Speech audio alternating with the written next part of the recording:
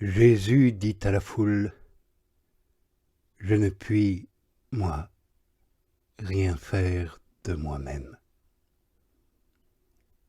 D'après ce que j'entends, je juge, et mon jugement à moi est juste, parce que je ne cherche pas ma volonté à moi, mais la volonté de celui qui m'a donné mission.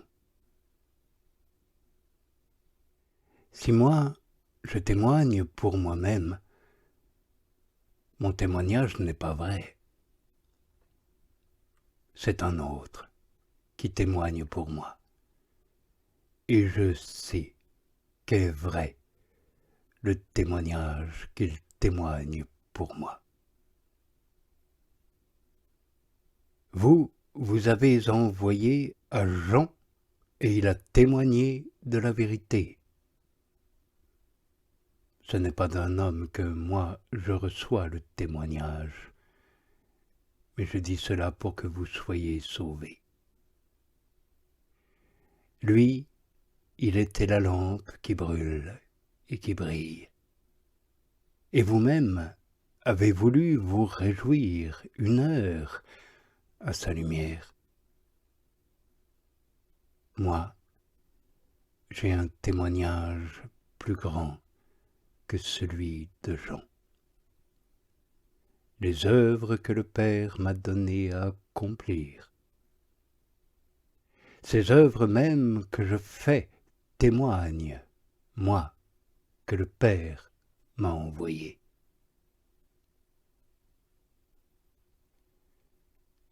Et le Père qui m'a donné mission, celui-là même témoigne pour moi. Sa voix, vous ne l'avez jamais entendue. Son aspect, vous ne l'avez jamais vu.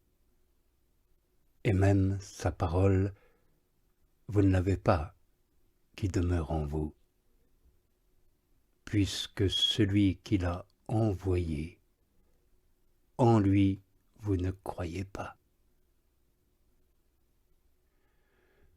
Vous scrutez les Écritures parce que vous pensez, vous, avoir en elles la vie éternelle.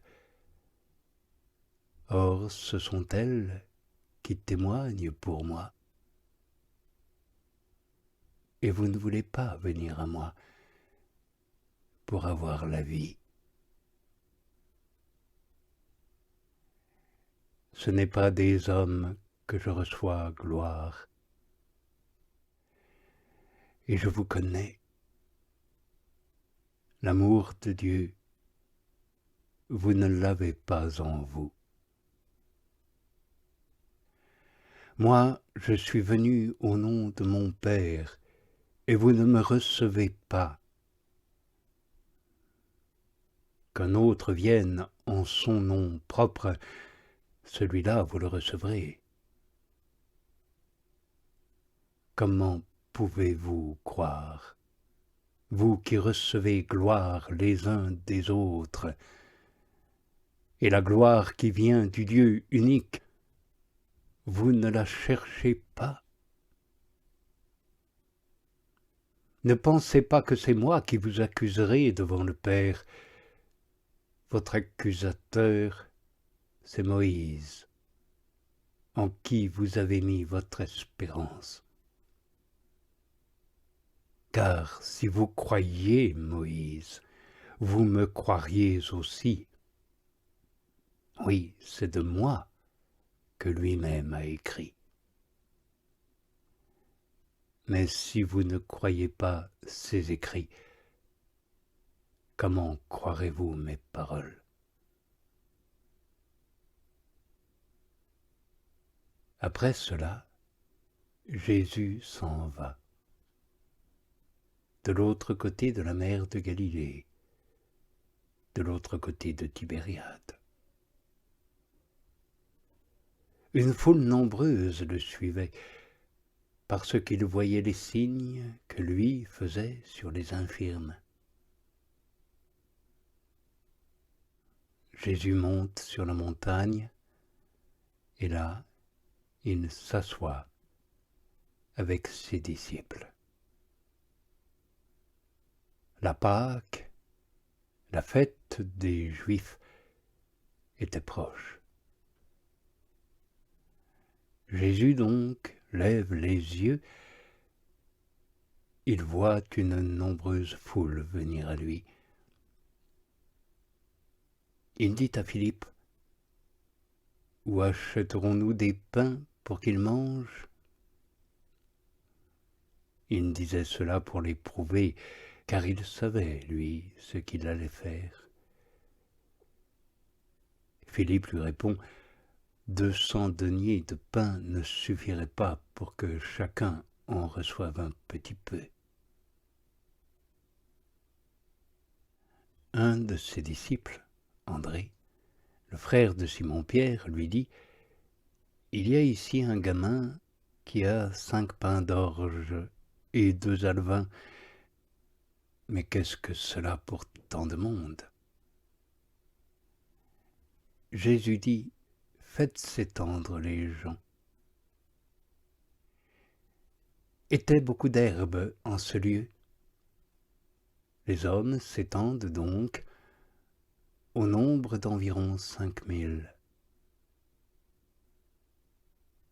Jésus prend donc les pains, il rend grâce et les distribue aux convives. De même les alevins, autant qu'ils en voulaient. Quand ils sont comblés, il dit à ses disciples, « Rassemblez les parts en surplus, que rien ne se perde. » Ils les rassemblent donc et remplissent 12 couffins avec les parts des 5 pains d'orge qui restent après qu'ils ont mangé. Les gens, voyant le signe qu'il avait fait, disaient donc, « C'est vraiment lui le prophète qui vient dans le monde. » Jésus donc, connaissant qu'ils doivent venir l'enlever pour le faire roi, se retire de nouveau sur la montagne, lui seul. Comme venait le soir, ses disciples descendent à la mer. Ils montent en barque pour aller de l'autre côté de la mer, à Capharnaüm. Déjà les ténèbres étaient là, et Jésus ne les avait pas encore rejoints. Et la mer, au souffle d'un grand vent, se réveille. Ils avaient ramé environ 25 ou 30 stades quand ils voient Jésus, marchant sur la mer, se rapprocher du bateau. Et ils craignent fort. Mais il leur dit, « Je suis, ne craignez plus. » Ils veulent donc le prendre dans la barque, mais aussitôt la barque touche terre au lieu même où ils allaient. Le lendemain, la foule restée de l'autre côté de la mer voit bien qu'il n'y a eu là qu'une seule barque, et que Jésus n'est pas entré dans la barque avec ses disciples, mais que seuls ses disciples s'en sont allés. Cependant, d'autres barques étaient venues de Tibériade, près du lieu où ils ont mangé le pain, après que le Seigneur a rendu grâce. Lors donc que la foule voit que Jésus n'est pas là, ni ses disciples non plus, ils montent dans les barques et viennent à Capharnaüm, à la recherche de Jésus. Et ils le trouvent de l'autre côté de la mer. Ils lui disent, « Rabbi, quand es-tu arrivé ici ?» Jésus répond et leur dit, en vérité, je vous le dis, vous me cherchez, non parce que vous avez vu des signes, mais parce que vous avez mangé des pains et que vous en avez été repus. Œuvrez, non pour l'aliment qui se perd, mais pour l'aliment qui demeure en vie éternelle, celle que le Fils de l'homme vous donnera. Car c'est lui que le Père, Dieu, a marqué d'un sceau. Ils lui disent donc, que ferons-nous pour œuvrer les œuvres de Dieu?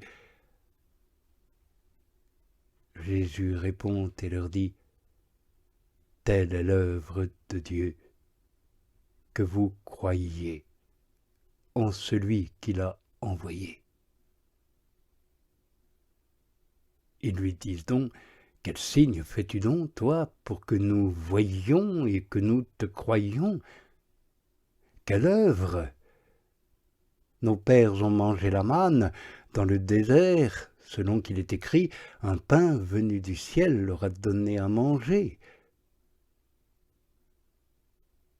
Jésus leur dit donc, en vérité, je vous le dis, ce n'est pas Moïse qui vous a donné le pain venu du ciel, mais c'est mon Père qui vous donne le pain qui vient du ciel, le véritable.